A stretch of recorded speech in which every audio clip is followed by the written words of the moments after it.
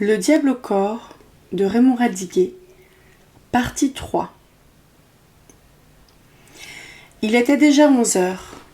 Nous buvions notre chocolat quand nous entendîmes la sonnette. Je pensais à Jacques, pourvu qu'il ait une arme. Moi qui avais si peur de la mort, je ne tremblais pas. Au contraire, j'aurais accepté que ce fût Jacques, à condition qu'il nous tuât. Toute autre solution me semblait ridicule.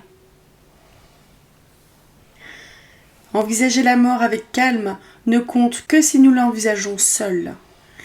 La mort à deux n'est plus la mort, même pour les incrédules. Ce qui chagrine, ce n'est pas de quitter la vie, mais de quitter ce qui lui donne un sens. Lorsqu'un amour est notre vie, quelle différence y a-t-il entre vivre ensemble ou mourir ensemble ? Je n'eus pas le temps de me croire un héros, car, pensant que peut-être Jacques ne tuerait que Marthe ou moi, je mesurais mon égoïsme. Savais-je même, de ces deux drames, lequel était le pire ? Comme Marthe ne bougeait pas, je crus m'être trompée, et qu'on avait sonné chez les propriétaires. Mais la sonnette retentit de nouveau. « Tais-toi, ne bouge pas, » murmura-t-elle. « Ce doit être ma mère. J'avais complètement oublié qu'elle passerait après la messe. » J'étais heureux d'être témoin d'un de ces sacrifices. Dès qu'une maîtresse, un ami, sont en retard de quelques minutes à un rendez-vous, je les vois morts. Attribuant cette forme d'angoisse à sa mère, je savourais sa crainte, et que ce fut par ma faute qu'elle l'éprouva. Nous entendîmes la grille du jardin se refermer, après un conciliabule. Évidemment, Madame Grangier demandait au rez-de-chaussée si on avait vu ce matin sa fille. Marthe regarda derrière les volets et me dit « C'était bien elle ». Je ne pus résister au plaisir de voir, moi aussi. Madame Grangier repartant, son livre de messe à la main, inquiète de l'absence incompréhensible de sa fille. Elle se retourna encore vers les volets clos. Maintenant qu'il ne me restait plus rien à désirer, je me sentais devenir injuste. Je m'affectais de ce que Marthe put mentir sans scrupule à sa mère, et ma mauvaise foi lui reprochait de pouvoir mentir. Pourtant, l'amour, qui est l'égoïsme à deux, sacrifie tout à soi et vit de mensonges. Poussée par le même démon, je lui fis encore le reproche de m'avoir caché l'arrivée de son mari. Jusqu'alors, j'avais maté mon despotisme, ne me sentant pas le droit de régner sur Marthe. Ma dureté avait des accalmies. Je gémissais. « Bientôt, tu me prendras en horreur. Je suis comme ton mari, aussi brutal. »« Il n'est pas brutal ?» disait-elle. Je reprenais de plus belle. « Alors tu nous trompes tous les deux. Dis-moi que tu l'aimes. Sois contente. Dans 8 jours, tu pourras me tromper avec lui. » Elle se mordait les lèvres, pleurait. « Qu'ai-je donc fait qui te rende aussi méchant ? Je t'en supplie, n'abîme pas notre premier jour de bonheur. » Il faut que tu m'aimes bien peu pour qu'aujourd'hui soit ton premier jour de bonheur. Ces sortes de coups blessent celui qui les porte. Je ne pensais rien de ce que je disais, et pourtant j'éprouvais le besoin de le dire. Il m'était impossible d'expliquer à Marthe que mon amour grandissait. Sans doute atteignait-il l'âge ingrat, et cette taquinerie féroce, c'était la mue de l'amour devenant passion. Je souffrais. Je suppliais Marthe d'oublier mes attaques. La bonne des propriétaires glissa des lettres sous la porte. Marthe les prit. Il y en avait 2 de Jacques, comme réponse à mes doutes. « Fais-en, dit-elle, ce que bon te semble. » J'eus honte. Je lui demandai de les lire, mais de les garder pour elle. Marthe, par un de ces réflexes qui nous poussent aux pires bravades, déchira une des enveloppes. Difficile à déchirer, la lettre devait être longue. Son geste devint une nouvelle occasion de reproche. Je détestais cette bravade, le remords qu'elle ne manquerait pas d'en ressentir. Je fis, malgré tout, un effort. Et voulant qu'elle ne déchirât point la seconde lettre, je gardai pour moi que d'après cette scène, il était impossible que Marthe ne fût pas méchante. Sur ma demande, elle l'a lu. Un réflexe pouvait lui faire déchirer la première lettre, mais non lui faire dire, après avoir parcouru la seconde. Le ciel nous récompense de n'avoir pas déchiré la lettre. Jacques m'y annonce que les permissions viennent d'être suspendues dans son secteur. Il ne viendra pas avant un mois. L'amour seul excuse de telles fautes de goût. Ce mari commençait à me gêner, plus que s'il avait été là et que s'il avait fallu prendre garde. Une lettre de lui prenait soudain l'importance d'un spectre. Nous déjeunâmes tard. Vers 5 heures, nous allâmes nous promener au bord de l'eau. Marthe resta stupéfaite lorsque, d'une touffe d'herbe, je sortis un panier sous l'œil de la sentinelle. L'histoire du panier l'amusa bien. Je n'en craignais plus le grotesque. Nous marchions, sans nous rendre compte de l'indécence de notre tenue, nos corps collés l'un contre l'autre. Nos doigts s'enlaçaient. Ce premier dimanche de soleil avait fait pousser les promeneurs à chapeau de paille, comme la pluie les champignons. Les gens qui connaissaient Marthe n'osaient pas lui dire bonjour, mais elle, ne se rendant compte de rien, leur disait bonjour sans malice. Ils durent y voir une fanfaronnade. Elle m'interrogeait pour savoir comment je m'étais enfuie de la maison. Elle riait, puis sa figure s'assombrissait. Alors elle me remerciait, en me serrant les doigts de toutes ses forces, d'avoir couru tant de risques. Nous repassâmes chez elle pour y déposer le panier. À vrai dire, j'entrevis pour ce panier, sous forme d'envoi aux armées, une fin digne de ses aventures. Mais cette fin était si choquante que je la gardai pour moi. Marthe voulait suivre la Marne jusqu'à la Varenne. Nous dînerions en face de l'île d'Amour. Je lui promis de lui montrer le musée de l'Écu de France, le premier musée que j'avais vu, tout enfant, et qui m'avait ébloui. J'en parlais à Marthe comme d'une chose très intéressante.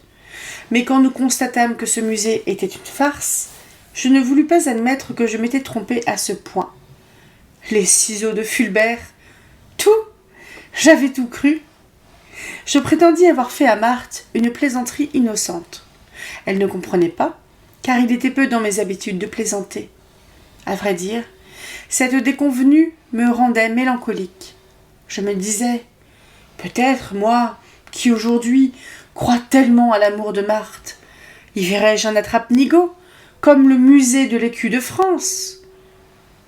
Car je doutais souvent de son amour. Quelquefois, je me demandais si je n'étais pas pour elle un passe-temps, un caprice, dont elle pourrait se détacher du jour au lendemain, la paix la rappelant à ses devoirs. Pourtant, me disais-je, il y a des moments où une bouche, des yeux, ne peuvent mentir. Certes. Mais une fois ivres, les hommes les moins généreux se fâchent si l'on n'accepte pas leur montre, leur portefeuille. Dans cette veine, ils sont aussi sincères que s'ils se trouvent en état normal. Les moments où on ne peut pas mentir sont précisément ceux où l'on ment le plus, et surtout à soi-même. Croire une femme au moment où elle ne peut mentir, c'est croire à la fausse générosité d'un avare. Ma clairvoyance n'était qu'une forme plus dangereuse de ma naïveté. Je me jugeais moins naïf. Je l'étais sous une autre forme, puisqu'aucun âge n'échappe à la naïveté. Celle de la vieillesse n'est pas la moindre. Cette prétendue clairvoyance m'assombrissait tout, me faisait douter de Marthe. Plutôt, je doutais de moi-même, ne me trouvant pas digne d'elle. Aurais-je eu 1000 fois plus de preuves de son amour, je n'aurais pas été moins malheureux. Je savais trop le trésor de ce qu'on n'exprime jamais à ce qu'on aime, par la crainte de paraître puéril, pour ne pas redouter chez Marthe cette pudeur navrante, et je souffrais de ne pouvoir pénétrer son esprit. Je revins à la maison à 9h30 du soir. Mes parents m'interrogèrent sur ma promenade. Je leur décrivis, avec enthousiasme, la forêt de Sénart et ses fougères, 2 fois hautes comme moi. Je parlais aussi de Brunoy, charmant village où nous avions déjeuné. Tout à coup, ma mère, moqueuse, m'interrompant. « À propos, René est venu cet après-midi à 4h, très étonné en apprenant qu'il faisait une grande promenade avec toi. » J'étais rouge de dépit. Cette aventure, et bien d'autres, m'apprirent que, malgré certaines dispositions, je ne suis pas fait pour le mensonge. On m'y attrape toujours. Mes parents n'ajoutèrent rien d'autre. Ils eurent le triomphe modeste. Mon père, d'ailleurs, était inconsciemment complice de mon premier amour. Il l'encourageait plutôt, ravi que ma précocité s'affirmât d'une façon ou d'une autre. Il avait aussi toujours eu peur que je tombasse entre les mains d'une mauvaise femme. Il était content de me savoir aimé d'une brave fille. Il ne devait se cabrer que le jour où il eut la preuve que Marthe souhaitait le divorce. Ma mère, elle, ne voyait pas notre liaison d'un aussi bon œil. Elle était jalouse. Elle regardait Marthe avec des yeux de rivale. Elle trouvait Marthe antipathique, ne se rendant pas compte que toute femme, du fait de mon amour, le lui serait devenue. D'ailleurs, elle se préoccupait plus que mon père du qu'en dira-t-on. Elle s'étonnait que Marthe pût se compromettre avec un gamin de mon âge, puis elle avait été élevée à F.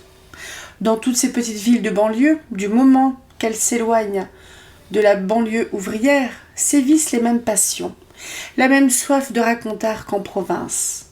Mais, en outre, le voisinage de Paris rend les racontards, les suppositions, plus délurés.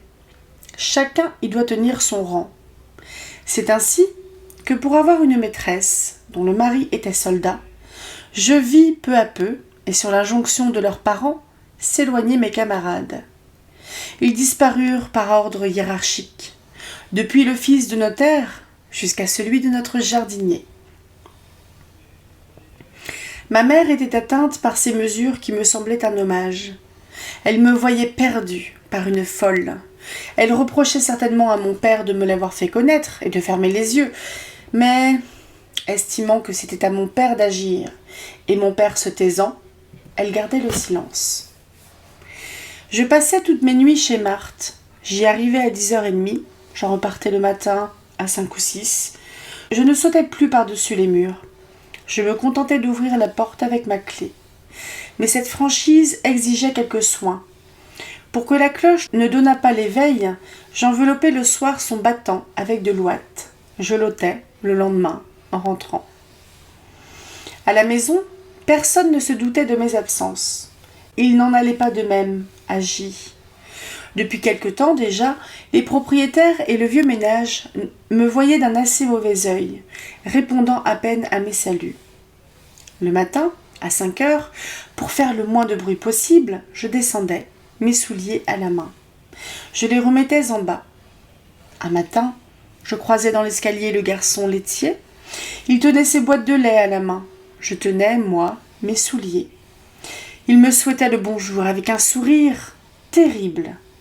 Marthe était perdue. Il allait le raconter dans tout J.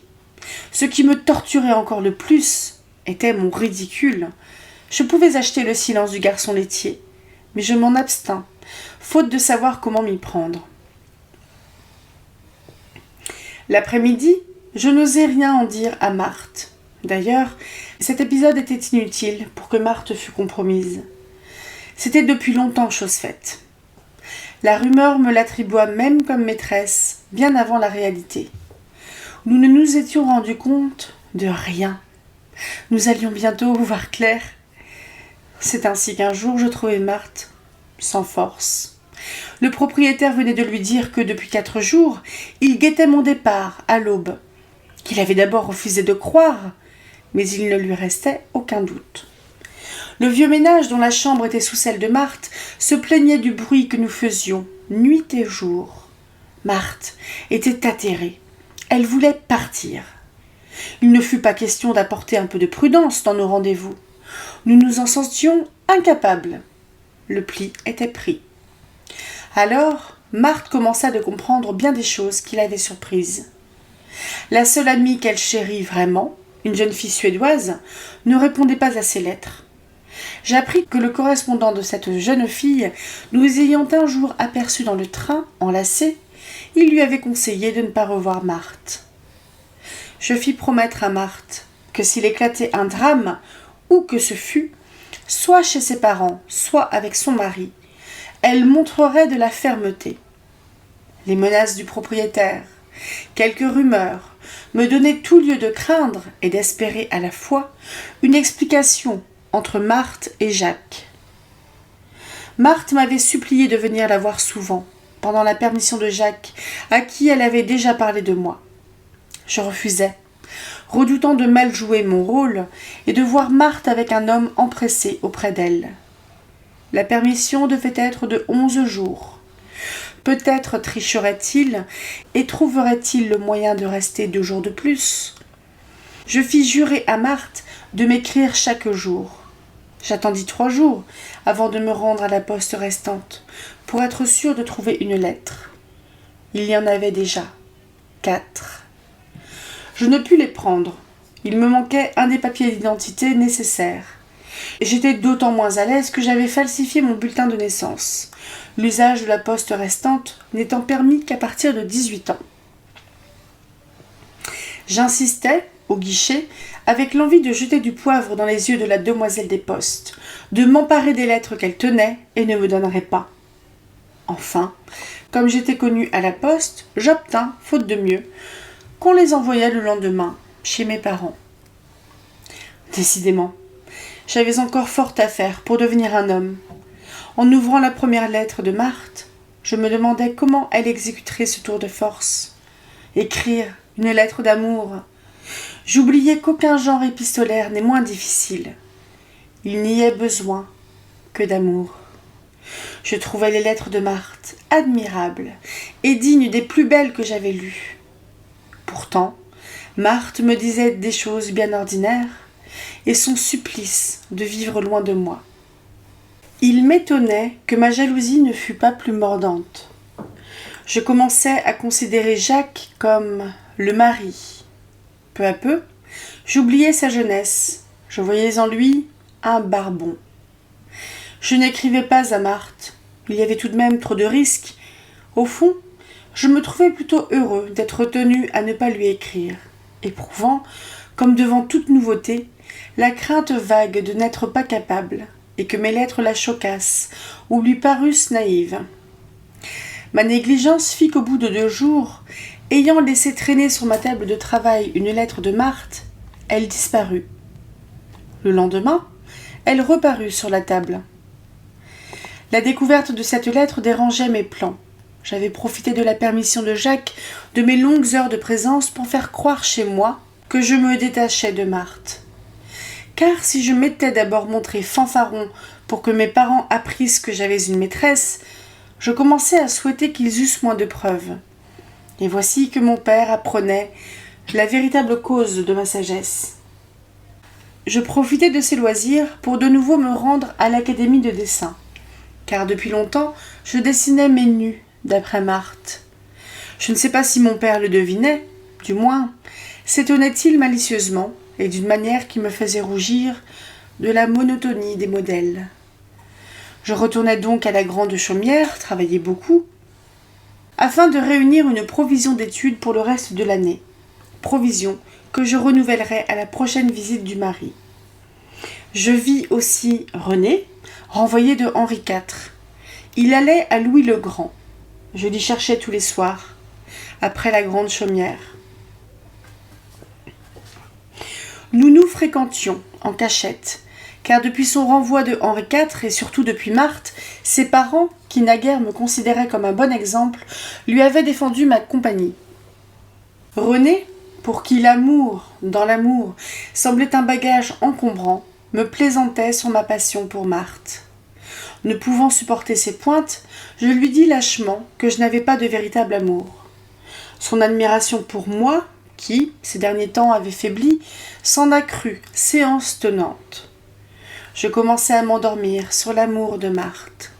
Ce qui me tourmentait le plus, c'était le jeûne infligé à mes sens. Mon énervement était celui d'un pianiste sans piano, d'un fumeur sans cigarette. René, qui se moquait de mon cœur, était pourtant épris d'une femme qu'il croyait aimer sans amour. Ce gracieux animal, espagnole blonde, se désarticulait si bien qu'il devait sortir d'un cirque. René, qui feignait la désinvolture, était fort jaloux. Il me supplia, mi-riant, mi-pâlissant, de lui rendre un service bizarre. Ce service, pour qui connaît le collège, était l'idée type du collégien. Il désirait savoir si cette femme le tromperait. Il s'agissait donc de lui faire des avances, pour se rendre compte. Ce service m'embarrassa. Ma timidité reprenait le dessus. Mais pour rien au monde, je n'aurais voulu paraître timide, et du reste, la dame vint me tirer d'embarras. Elle me fit des avances si promptes que la timidité, qui empêche certaines choses et oblige à d'autres, m'empêcha de respecter René et Marthe. Du moins, espérais-je y trouver du plaisir, mais j'étais comme le fumeur habitué à une seule marque. Il ne me resta donc que le remords d'avoir trompé René, à qui je jurais que sa maîtresse repoussait toute avance. Vis-à-vis de Marthe, je n'éprouvais aucun remords. Je m'y forçais. J'avais beau me dire que je ne lui pardonnerais jamais si elle me trompait. Je n'y pus rien. Ce n'est pas pareil, me donnai-je comme excuse, avec la remarquable platitude que l'égoïsme apporte dans ses réponses. De même, j'admettais fort bien de ne pas écrire à Marthe. Mais, si elle ne m'avait pas écrit, j'y eusse vu qu'elle ne m'aimait pas. Pourtant, cette légère infidélité renforça mon amour. Jacques ne comprenait rien à l'attitude de sa femme. Marthe, plutôt bavarde, ne lui adressait pas la parole. S'il lui demandait « Qu'as-tu » elle répondait « Rien ». Madame Grangier eut différentes scènes avec le pauvre Jacques. Elle l'accusait de maladresse envers sa fille, se repentait de la lui avoir donnée. Elle attribuait à cette maladresse de Jacques le brusque changement survenu dans le caractère de sa fille. Elle voulut la reprendre chez elle. Jacques s'inclina. Quelques jours après son arrivée, il accompagna Marthe chez sa mère, qui, flattant ses moindres caprices, encourageait sans se rendre compte son amour pour moi. Marthe était née dans cette demeure. Chaque chose, disait-elle à Jacques, lui rappelait le temps heureux où elle s'appartenait. Elle devait dormir dans sa chambre de jeune fille. Jacques voulut que tout au moins on y dressât un lit pour lui. Il provoqua une crise de nerfs. Marthe refusait de souiller cette chambre virginale. Monsieur Grangier trouvait ses pudeurs absurdes. Madame Grangier en profita pour dire à son mari et à son gendre qu'il ne comprenait rien à la délicatesse féminine. Elle se sentait flattée que l'âme de sa fille appartint si peu à Jacques. Car tout ce que Marthe ôtait à son mari, Madame Grangier se l'attribuait, trouvant ses scrupules sublimes. Sublime, il l'était. Mais pour moi. Les jours où Marthe se prétendait le plus malade, elle exigeait de sortir. Jacques savait bien que ce n'était pas pour le plaisir de l'accompagner. Marthe, ne pouvant confier à personne les lettres à mon adresse, les mettait elle-même à la poste. Je me félicitais encore plus de mon silence, car, si j'avais pu lui écrire, en réponse au récit des tortures qu'elle infligeait, je fusse intervenue en faveur de la victime. À certains moments, je m'épouvantais du mal dont j'étais l'auteur. À d'autres, je me disais que Marthe ne punirait jamais assez Jacques du crime de me l'avoir prise vierge.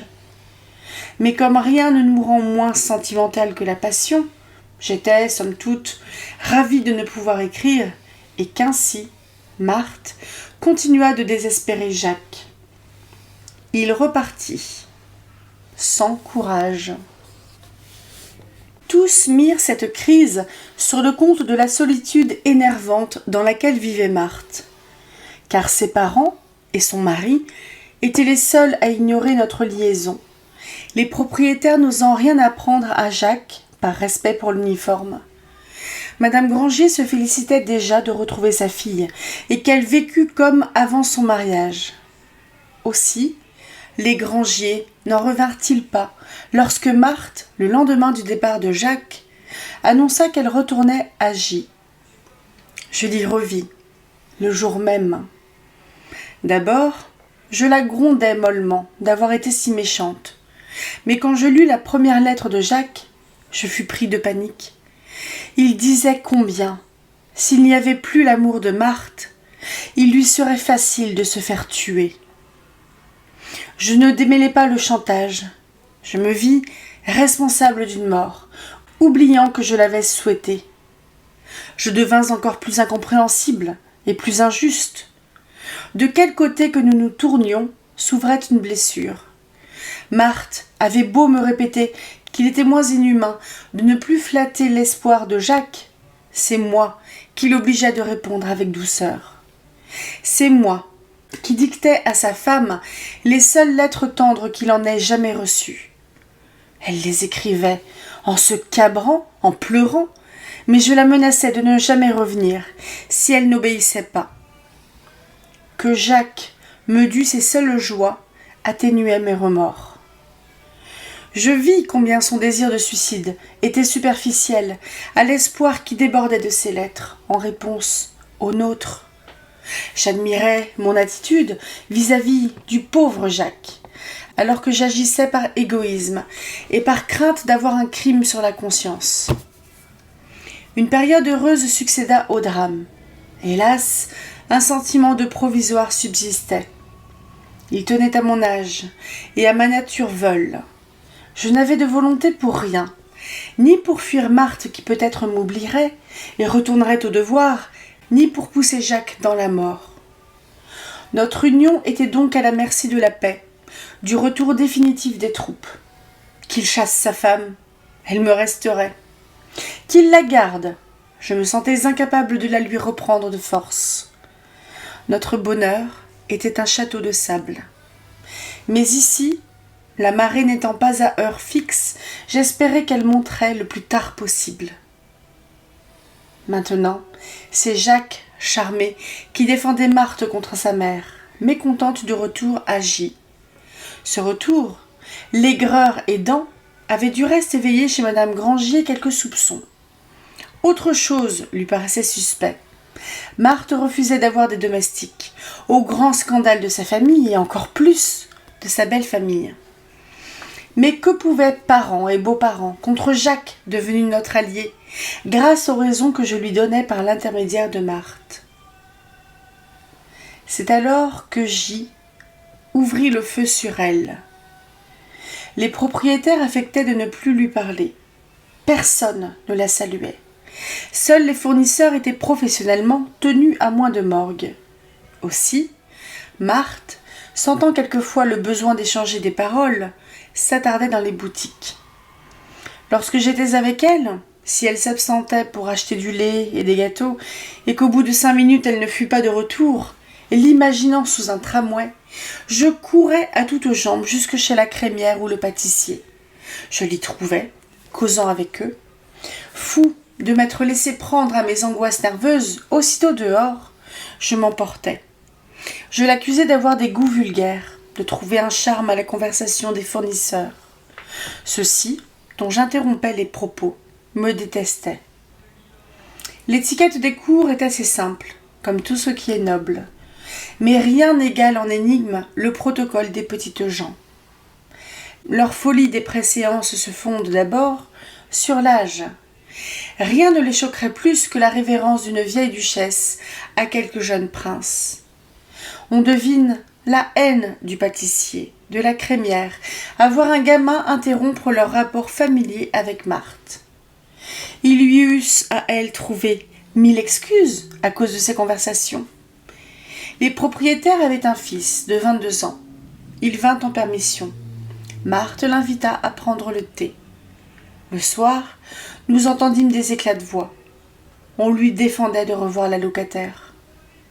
Habitué à ce que mon père ne mît son veto à aucun de mes actes, rien ne m'étonna plus que l'obéissance du dadais. Le lendemain, comme nous traversions le jardin, il bêchait. Sans doute était-ce un pensum. Un peu gêné malgré tout, il détourna la tête pour ne pas avoir à dire bonjour. Ces escarmouches peinaient Marthe. Assez intelligente et assez amoureuse pour se rendre compte que le bonheur ne réside pas dans la considération des voisins, elle était comme ces poètes qui savent que la vraie poésie est chose maudite, mais qui, malgré leur certitude, souffrent parfois de ne pas obtenir les suffrages qu'ils méprisent. Les conseillers municipaux jouent toujours un rôle dans mes aventures. Monsieur Marin, qui habitait en dessous de chez Marthe, vieillard à barbe grise et de stature noble, était un ancien conseiller municipal de J.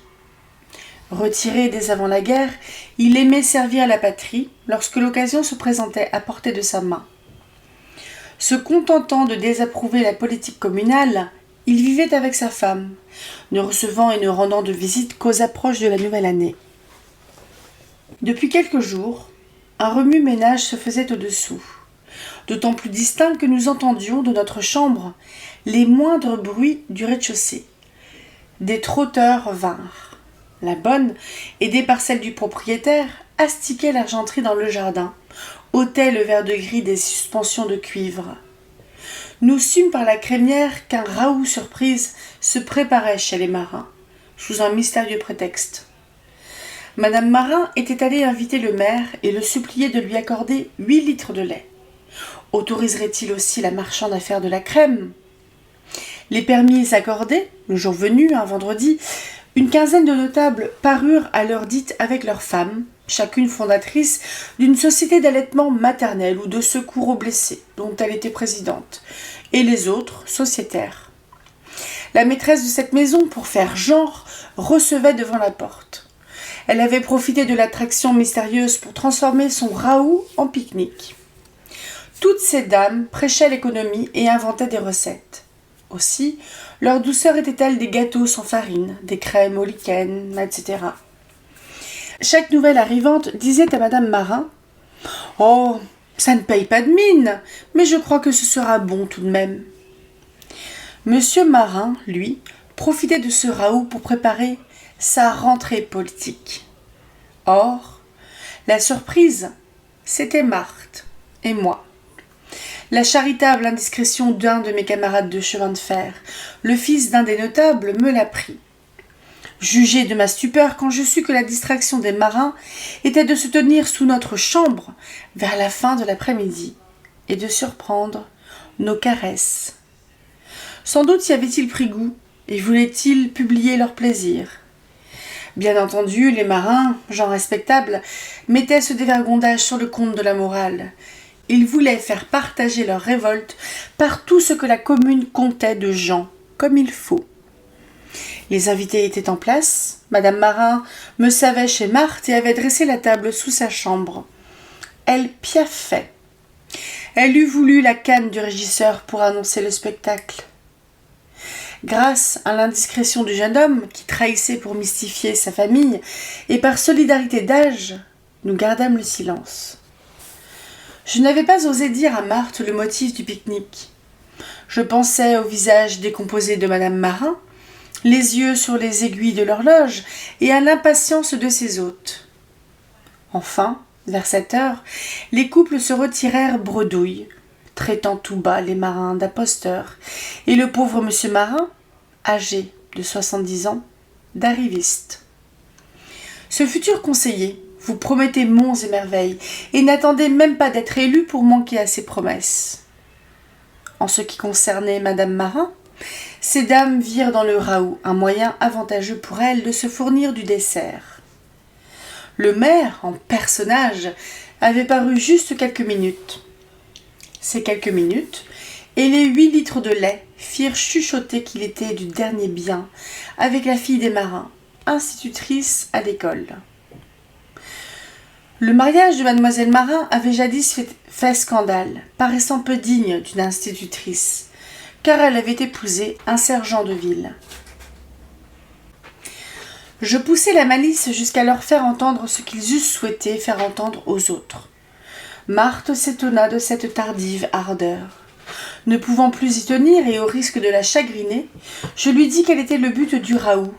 Nous en rîmes ensemble aux larmes. Madame Marin, peut-être indulgente si j'eusse servi ses plans, ne nous pardonna pas son désastre.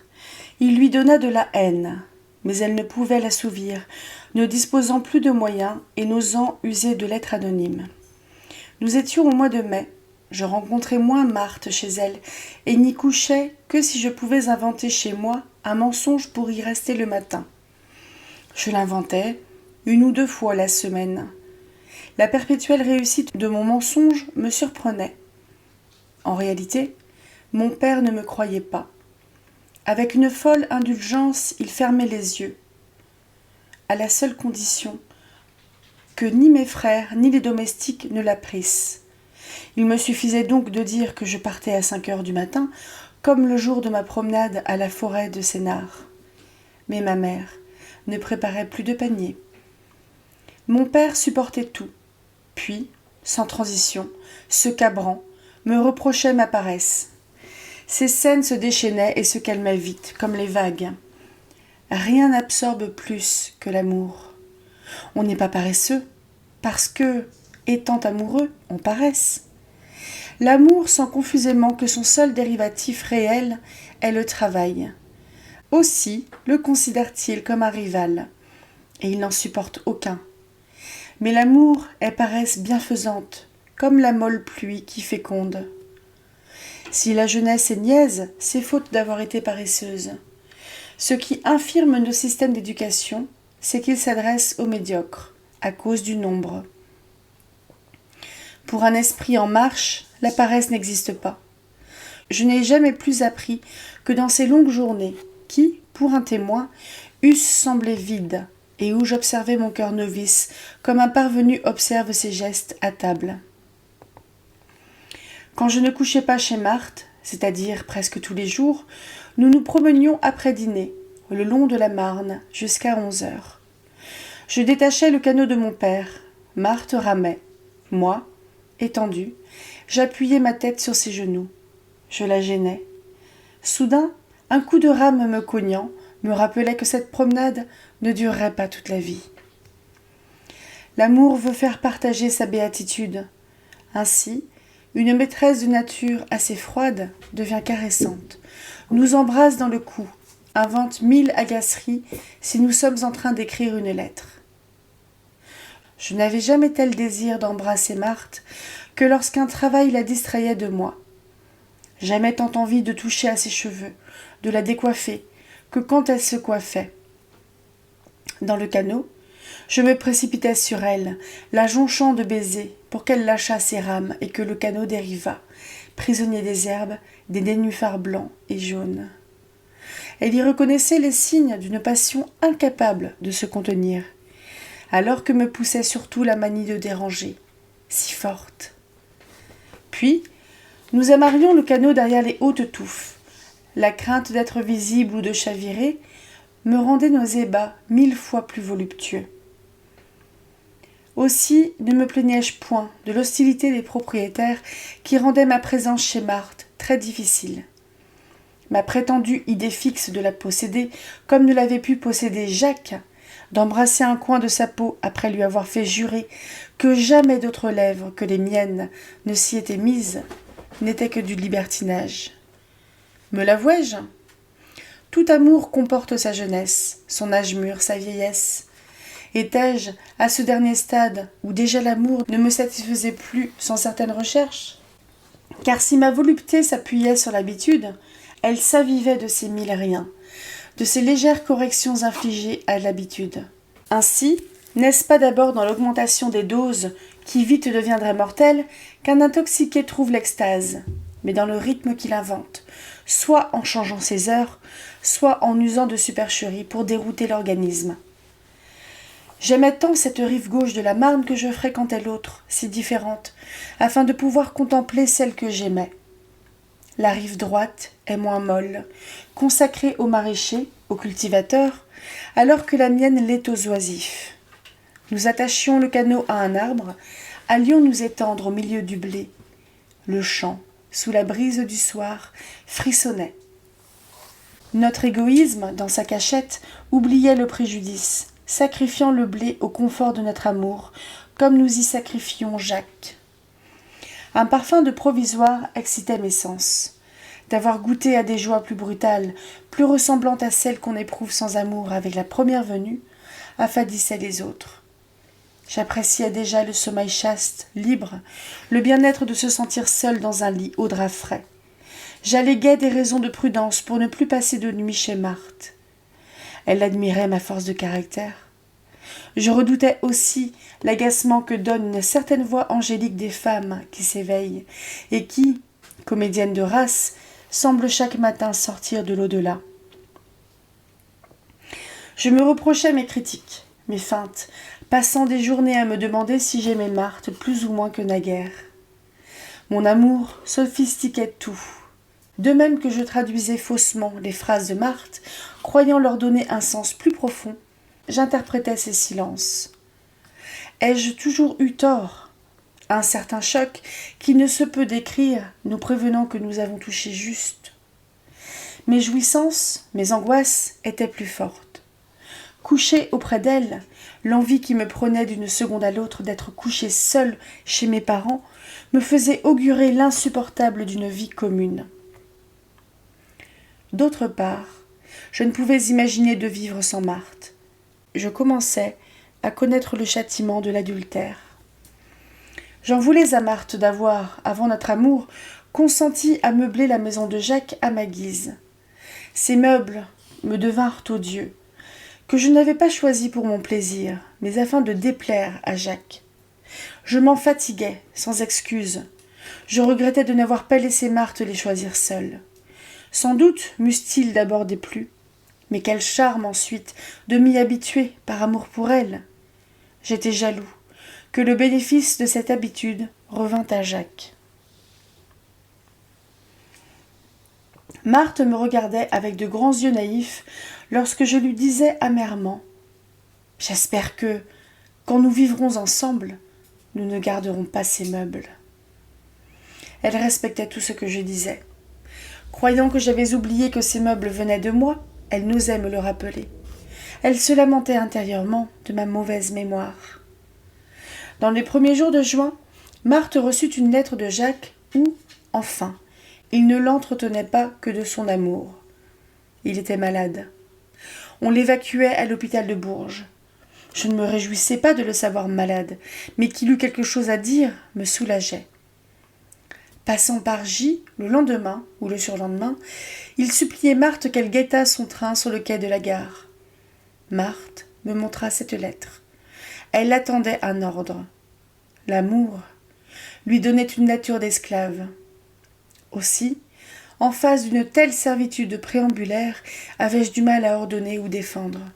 Selon moi, mon silence voulait dire que je consentais. Pouvais-je l'empêcher d'apercevoir son mari pendant quelques secondes ? Elle garda le même silence. Donc, par une espèce de convention tacite, je n'allai pas chez elle le lendemain. Le surlendemain matin, un commissionnaire m'apporta chez mes parents un mot qu'il ne devait remettre qu'à moi. Il était de Marthe. Elle m'attendait au bord de l'eau. Elle me suppliait de venir si j'avais encore de l'amour pour elle. Je courus jusqu'au banc sur lequel Marthe m'attendait. Son bonjour, si peu en rapport avec le style de son billet, me glaça. Je crus son cœur changer. Simplement, Marthe avait pris mon silence de l'avant-veille pour un silence hostile. Elle n'avait pas imaginé la moindre convention tacite. À des heures d'angoisse succédait le grief de me voir en vie, puisque seule la mort eût dû m'empêcher de venir hier. Ma stupeur ne pouvait se feindre. Je lui expliquai ma réserve, mon respect pour ses devoirs envers Jacques malade. Elle me crut à demi. J'étais irritée. Je faillis lui dire « Pour une fois que je ne mens pas !» Nous pleurâmes.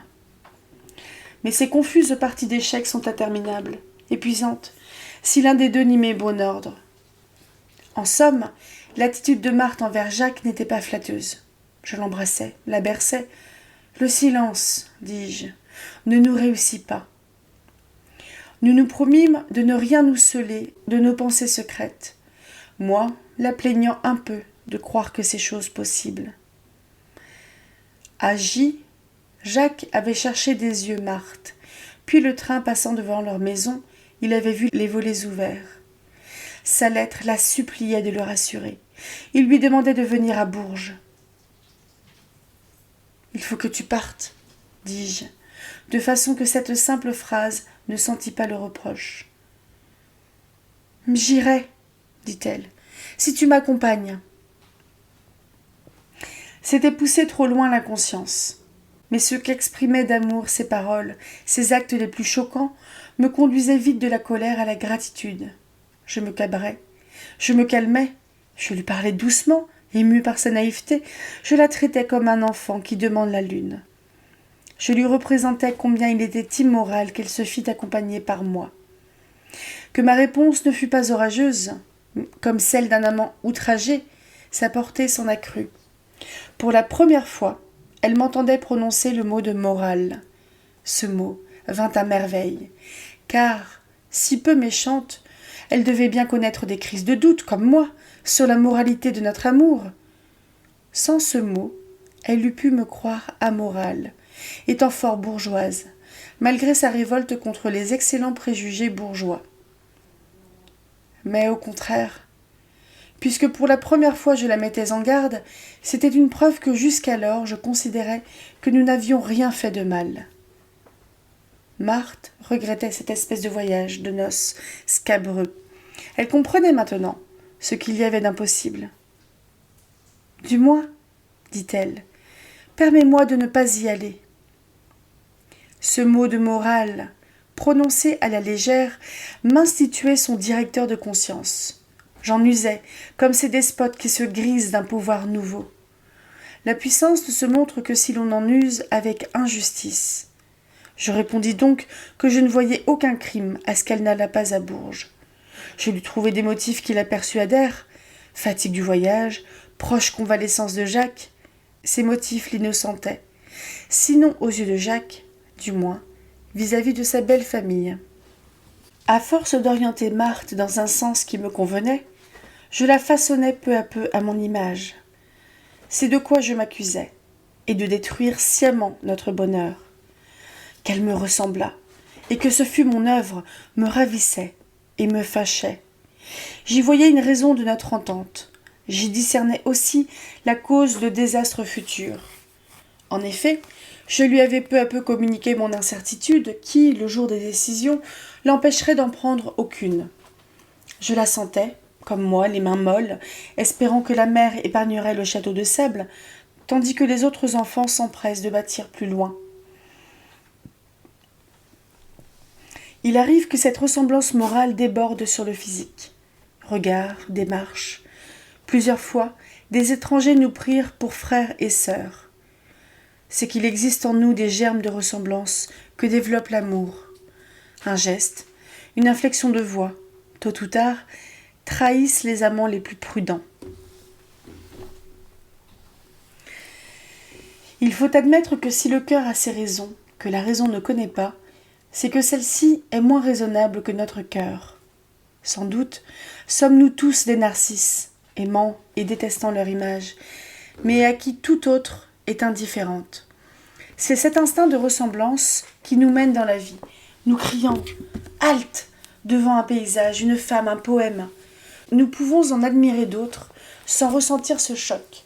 L'instinct de ressemblance est la seule ligne de conduite qui ne soit pas artificielle. Mais dans la société, seuls les esprits grossiers sembleront ne point pécher contre la morale, poursuivant toujours le même type. Ainsi, certains hommes s'acharnent sur les blondes, ignorant que souvent les ressemblances les plus profondes sont les plus secrètes. Marthe, depuis quelques jours, semblait distraite, sans tristesse. Distraite, avec tristesse, j'aurais pu m'expliquer sa préoccupation par l'approche du 15 juillet, date à laquelle il lui faudrait rejoindre la famille de Jacques, et Jacques, en convalescence, sur une plage de la Manche. À son tour, Marthe se taisait, sursautant au bruit de ma voix. Elle supportait l'insupportable, visite de famille, avanie, sous-entendu aigre de sa mère, bonhomme de son père, qui lui supposait un amant, sans y croire. Pourquoi supportait-elle tout ? Était-ce la suite de mes leçons lui reprochant d'attacher trop d'importance aux choses, de s'affecter des moindres ? Elle paraissait heureuse, mais d'un bonheur singulier, dont elle ressentait de la gêne et qui m'était désagréable puisque je ne le partageais pas. Moi qui trouvais enfantin que Marthe découvrit dans mon mutisme une preuve d'indifférence, à mon tour, je l'accusais de ne plus m'aimer, parce qu'elle se taisait. Marthe n'osait pas m'apprendre qu'elle était enceinte. J'eusse voulu paraître heureux de cette nouvelle, mais d'abord, elle me stupéfia. N'ayant jamais pensé que je pouvais devenir responsable de quoi que ce fût, je l'étais du pire. J'enrageais aussi de n'être pas assez homme pour trouver la chose simple. Marthe n'avait parlé que contrainte. Elle tremblait que cet instant qui devait nous rapprocher nous séparât. Je mimais si bien l'allégresse que ses craintes se dissipèrent. Elle gardait les traces profondes de la morale bourgeoise, et cet enfant signifiait pour elle que Dieu récompenserait notre amour, qu'il ne punissait aucun crime. Alors que Marthe trouvait maintenant dans sa grossesse une raison pour que je ne la quittasse jamais, cette grossesse me consterna. À notre âge, il me semblait impossible, injuste, que nous eussions un enfant qui entraverait notre jeunesse. Pour la première fois, je me rendais à des craintes d'ordre matériel. Nous serions abandonnés de nos familles. Aimant déjà cet enfant, c'est par amour que je le repoussais. Je ne me voulais pas responsable de son existence dramatique. J'eusse été moi-même incapable de la vivre. L'instinct est notre guide, un guide qui nous conduit à notre perte. Hier, Marthe redoutait que sa grossesse nous éloignât l'un de l'autre. Aujourd'hui, qu'elle ne m'avait jamais tant aimée, elle croyait que mon amour grandissait comme le sien. Moi, hier, repoussant cet enfant, je commençais aujourd'hui à l'aimer et j'ôtais de l'amour à Marthe. De même qu'au début de notre liaison, mon cœur lui donnait ce qu'il retirait aux autres. Maintenant, posant ma bouche sur le ventre de Marthe, ce n'était plus elle que j'embrassais, c'était mon enfant. Hélas, Marthe n'était plus ma maîtresse, mais une mère. Je n'agissais plus jamais comme si nous étions seuls. Il y avait toujours un témoin près de nous, à qui nous devions rendre compte de nos actes. Je pardonnais mal ce brusque changement dont je rendais Marthe seule responsable, et pourtant, je sentais que je lui aurais moins encore pardonné si elle m'avait menti. À certaines secondes, je croyais que Marthe mentait pour faire durer un peu plus notre amour, mais que son fils n'était pas le mien. Comme un malade qui recherche le calme, je ne savais de quel côté me tourner.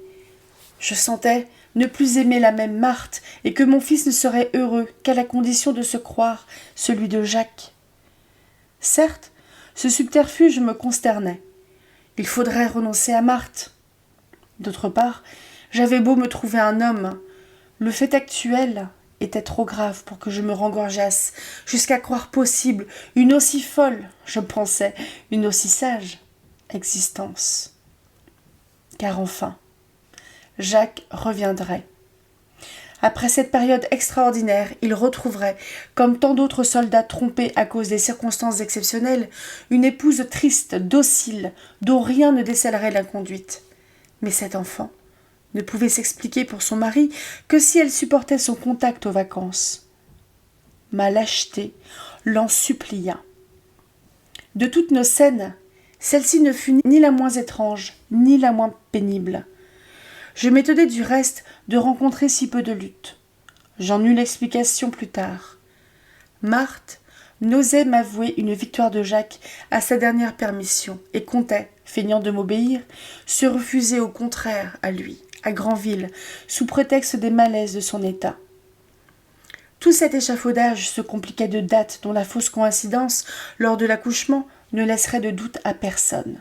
« Ben, me disais-je, nous avons du temps devant nous. Les parents de Marthe redouteront le scandale. Ils l'emmèneront à la campagne et retarderont la nouvelle. » La date du départ de Marthe approchait. Je ne pouvais que bénéficier de cette absence. Ce serait un essai. J'espérais me guérir de Marthe. Si je n'y parvenais pas, si mon amour était trop vert pour se détacher de lui-même, je savais bien que je retrouverais Marthe, aussi fidèle. Elle partit le 12 juillet, à 7 heures du matin. Je restais à J la nuit précédente. En y allant, je me promettais de ne pas fermer l'œil de la nuit. Je ferais une telle provision de caresses que je n'aurais plus besoin de Marthe pour le reste de mes jours. Un quart d'heure après m'être couchée, je m'endormis. En général, la présence de Marthe troublait mon sommeil. Comme la première fois à côté d'elle, je dormis aussi bien que si j'eusse été seule. À mon réveil, Elle était déjà debout. Elle n'avait pas osé me réveiller. Il ne me restait plus qu'une demi-heure avant le train. J'enrageais d'avoir laissé perdre par le sommeil les dernières heures que nous avions à passer ensemble. Elle pleurait aussi de partir. Pourtant, j'eusse voulu employer les dernières minutes à autre chose qu'à boire nos larmes. Marthe me laissait sa clé, me demandant de venir, de penser à nous et de lui écrire, sur sa table. Je m'étais juré de ne pas l'accompagner jusqu'à Paris. Mais je ne pouvais vaincre mon désir de ses lèvres, et comme je souhaitais lâchement l'aimer moins, je mettais ce désir sur le compte du départ, de cette dernière fois, si fausse, puisque je sentais bien qu'il n'y aurait de dernière fois sans qu'elle l'eût voulu. À la gare Montparnasse, où elle devait rejoindre ses beaux-parents, je l'embrassais, sans retenue. Je cherchais encore mon excuse dans le fait que sa belle famille surgissant, il se produirait un drame décisif. Revenu à F, accoutumé à n'y vivre qu'en attendant de me rendre chez Marthe, je tâchais de me distraire. Je bêchais le jardin, j'essayais de lire, je jouais à cache-cache avec mes sœurs, ce qui ne m'était pas arrivé depuis 5 ans. Le soir, pour ne pas éveiller de soupçons, il fallut que j'allasse me promener. D'habitude, jusqu'à la Marne, la route m'était légère. Ce soir-là, je me traînais, les cailloux me tordant le pied et précipitant mes battements de cœur. Étendu dans la barque, je souhaitais la mort pour la première fois. Mais, aussi incapable de mourir que de vivre, je comptais sur un assassin charitable. Je regrettais qu'on ne pût mourir d'ennui, ni de peine. Peu à peu, ma tête se vidait, avec un bruit de baignoire. Une dernière succion, plus longue, la tête est vide. Je m'endormis.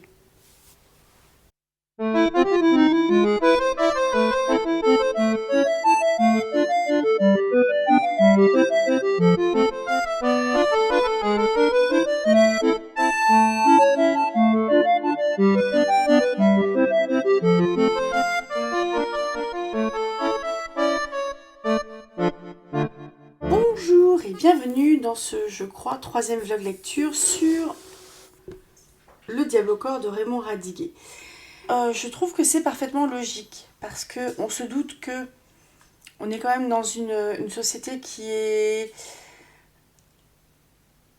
plus moralisante, je pense, que celle d'aujourd'hui. On est sur une relation qui est réprouvée par la société parce que déjà c'est une femme qui est mariée, lui il est mineur, le mari il est à la guerre. Ça fait quand même pas mal de raisons pour lesquelles c'est une relation qui va être jugée en mal par les gens qui seront au courant.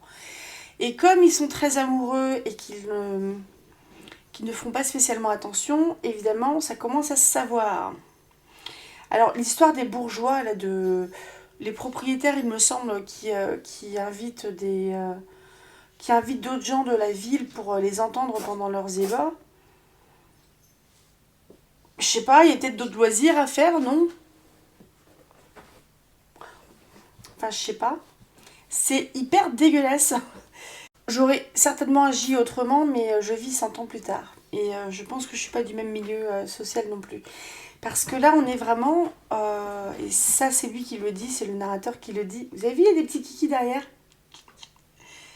Le noir et blanc qui est en bas, qui s'en va, c'est Basile. Et en haut, c'est Lily. Et là, c'est mon petit bordel. Hop, ça... Ils ont refilé. Ils ont été trop rapides, ils ont déjà filé dans le salon. Ils vont revenir. Et bref, ouais, on n'est pas du même milieu social. Après, je trouve que moralement, c'est pas terrible non plus d'inviter des notables de la ville pour écouter les ébats de 2 amants et pour faire un peu les cancans sur un scandale qui commence à prendre naissance et voire même prendre de l'ampleur. C'est pas terrible. Et là, je trouve intéressant justement comme on est dans les pensées du narrateur, donc du jeune homme. Je trouve ça intéressant qu'il commence justement à parler de la morale et à parler de sa morale à elle qui vient de la bourgeoisie. Peut-être que lui ne l'est pas bourgeois. Pourtant, il allait quand même dans un lycée privé, Henri IV et compagnie. C'est pas la plèbe non plus, quoi. C'est pas un milieu ouvrier, c'est pas un milieu paysan. Il a de la réflexion. Je sais pas si ça peut. Dans quelle mesure ça pourrait pas être un peu l'auteur aussi. J'en suis pas sûre, hein. Je dis peut-être des bêtises. Mais je trouve ça intéressant qu'il reparle de la morale, justement. Parce que c'était certainement quelque chose d'important à leur époque et dans leur vie. Parce qu'il y avait sans doute le christianisme, il y avait le poids de la société, le poids de la religion, et puis tout simplement le fait que c'est quand même pas super de tromper un soldat qui est à la guerre. Autant pour elle que pour lui, hein, parce que faut être deux, hein, pour tromper. Faut être deux pour être dans une relation, mais faut être deux pour tromper aussi. Et par contre, je sais pas vous, mais moi je le trouve pas sympa, le narrateur. Je le trouve hyper manipulateur envers elle. Après, on a évidemment que son point de vue à lui. Bon, faut remettre dans le contexte qu'il est quand même super jeune, il a que 15 ans.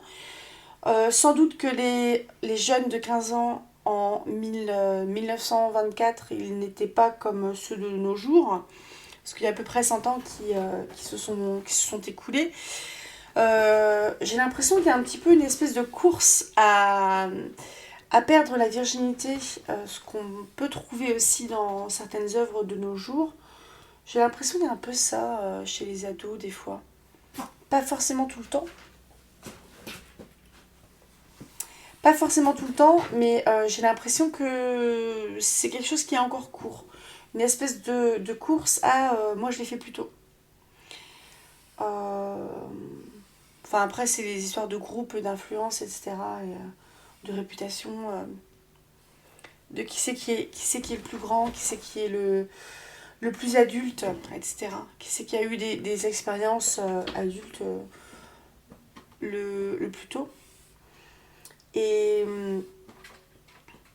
par contre, l'annonce de la grossesse, mais au secours, parce que là, j'aurais tendance à dire, les calculs sont pas bons, Kevin, parce qu'évidemment, si ça se joue à une semaine ou deux, allez, 2 semaines, je pense qu'il y a moyen de un peu le voyer.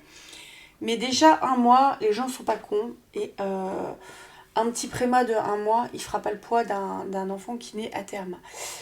Et on peut pas jouer là-dessus, quoi. Enfin, on fait pas un préma d'un mois qui fait 3 kilos.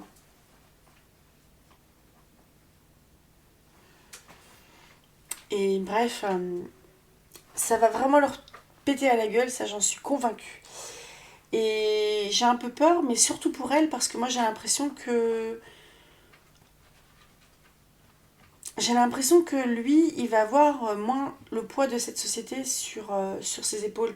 Ça sera moins à lui et parce que déjà il est mineur, j'ai l'impression en fait que c'est plus elle qui va porter le tout. Et ça me fait un peu peur pour sa situation à elle. Parce que peut-être que peut-être qu'il peut le soldat, s'il survit, on ne sait pas, hein, il est à la guerre, il est malade. Mais si le soldat il apprend, s'il sait que sa femme l'a trompé, qu'il y avait un amant, il peut la foutre dehors, il peut divorcer.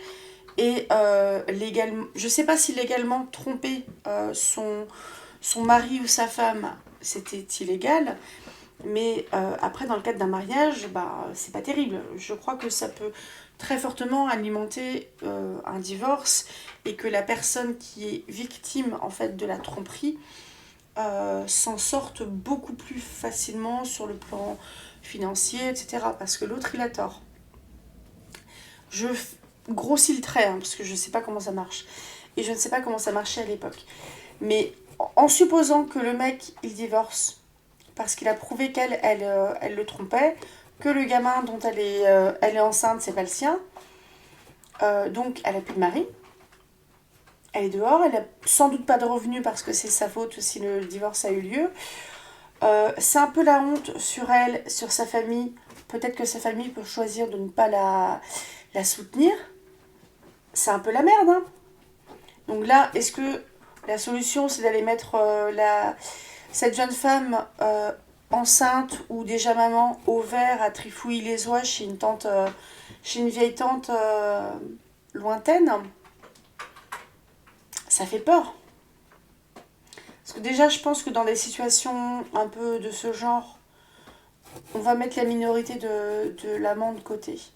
Mais dans une situation de ce genre aujourd'hui, une jeune femme qui se retrouve avec enceinte d'un autre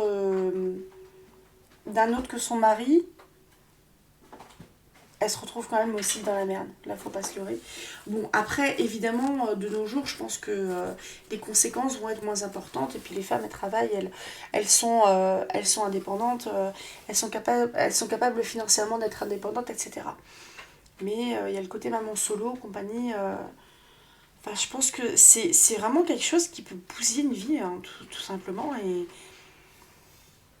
moi, je suis pas à juger que des personnages ou même des gens se trompent, enfin trompent leur conjoint, leur époux, leur épouse, parce que ça arrive de tomber amoureux d'une autre personne. Ça, ils font pas les choses dans le bon ordre pour moi, parce que si... enfin, pour moi, il faut finir la première relation avant d'entamer la seconde, mais je juge pas. Je juge pas du tout. Je suis personne pour juger. Mais c'est une situation qui est vraiment épineuse. Et moi, ça me fout un peu ça me fait peur un peu pour elle, surtout parce que lui, il a que 15 ans. Est-ce qu'elle n'est pas encore plus... est-ce qu'elle, elle n'est pas encore plus coupable parce qu'elle, elle est majeure? Parce qu'elle, elle a eu l'autorisation par ses parents de se marier. Parce que souvenez-vous, j'avais vérifié dans le vlog lecture précédent, la majorité, c'est bien à 21 ans. Et les gens qui se marient, la majorité matrimoniale, elle peut être plus tôt. Si les parents en fait du mineur sont d'accord qu'il se marie avec quelqu'un. Donc ma pauvre Marthe, au secours. Alors, niveau pronostic, là, je suis quand même assez pessimiste. J'espère que ça va pas finir en tragédie, parce que les genres de tragédie un peu à la grecque, du genre le soldat il meurt, le soldat meurt, tout le monde sait que l'enfant qu'elle porte, c'est l'enfant de l'amant. Pour moi, c'est une relation qui va dans le mur. Que le mari survive ou pas, pour moi, la relation entre Marthe et le narrateur, qu'on appelle François dans le film, ça va dans le mur, clairement. Pour moi, ça va pas durer. C'est pas possible. Il y a trop de choses qui ont été... trop de choses qui ont été foulées aux pieds, en fait. Par eux, tout simplement, par leur amour.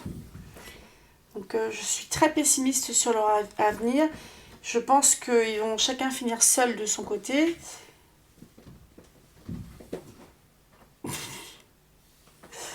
non.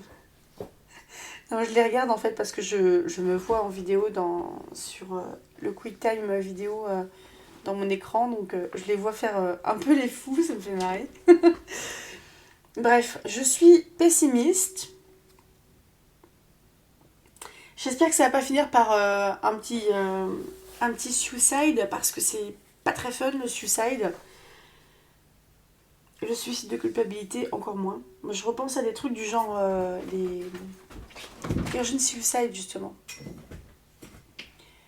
C'est un très beau film, ça d'ailleurs. C'est absolument déchirant, mais si vous voulez regarder comment des jeunes filles, adolescentes, mineures, n'arrivent plus un moment à vivre sous le carcan que leur imposent leurs parents. Je crois qu'il y avait vraiment une notion de religion et une notion de carcan, vraiment. Elles pouvaient plus. Elles étouffaient. Et j'ai pas forcément cette sensation d'étouffement au niveau de François ou de Marthe. Donc François, il est pas nommé, hein, il me semble, dans le film, hein, dans le bouquin, mais je préfère l'appeler François plutôt que le narrateur. Mais ouais, moi je trouve que c'est mal barré. C'est mal barré. Est-ce que vous êtes plus optimiste que moi? N'hésitez pas à me le dire si vous êtes optimiste et si vous pensez que ça va finir en happy end dans un canot sur la Marne avec avec son petit gilet de sauvetage et une barrière blanche et un chien. Je sais pas ce qu'ils sont partis faire comme bêtises. Je vais m'arrêter là parce que je blablate et c'est peut-être chiant de m'écouter blablater d'ailleurs. N'hésitez pas à me le dire, je suis trop longue, hein, je sais. Je vous souhaite un très bon dimanche. À mercredi pour une vidéo pour ceux qui me suivent sur les lectures que je fais. Je sais pas encore sur quoi parce que faut que j'avance. Samedi prochain, on en sera sur un autre conte d'Anatole Lebras. Et dimanche suivant, vu que là on est à 67% du Diable au corps, il y a de grandes chances que je termine le Diable au corps de Raymond Radiquet. Je ferai peut-être une petite pause. Je sais pas encore ce que je lirai après. J'ai très envie de lire Jane Eyre. De peut-être Charlotte Brontë, je me souviens plus. Je sais qu'Émilie Brontë c'est Les hauts et dure le vent. Je crois que Charlotte c'est Jane Eyre. Passez un très bon dimanche. Finissez de manger les bonbons d'Halloween. À tout bientôt. Salut!